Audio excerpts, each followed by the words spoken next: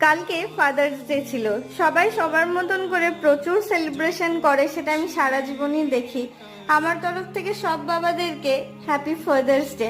But সবার খুশির দিন থাকলেও আমার কখনই এটা খুশির দিন হয়ে ওঠেনি। স্কুল লাইফ থেকে কলেজ লাইফ, যখনই প্যারেন্টস মিটিং থাকতো আমি সেই এক কোণাতে একা দাঁড়িয়ে থাকতাম, কেন কি আমার জন্য কেউ কখনো যায়নি, কেন কি আমার বাবা মা নেই। তো সেই কারণের জন্য আমি সবসময় একাই গেছি, প্যারেন্টস মিটিং অ্যাটেন্ড করেছি। যাই হোক, এই দুঃখের দিনটা একটু ভালো করার জন্য আমার বর সঙ্গে সঙ্গে বিকেলবেলায় ফোন করে দিয়েছিল যে চলো তোমাকে নিয়ে আজ একটুখানি ঘুরতে যাবো, তোমার মন পছন্দের কিছু জিনিস খাওয়াবো আর কোথাও কোথাও ঘুরতে নিয়ে যাব। সত্যি বলতে আমার হাজবেন্ডই আমার কাছে সব। আরও যতটা পারে নিজের দিক দিয়ে পুরো 100% না 200% দেওয়ার চেষ্টা করে।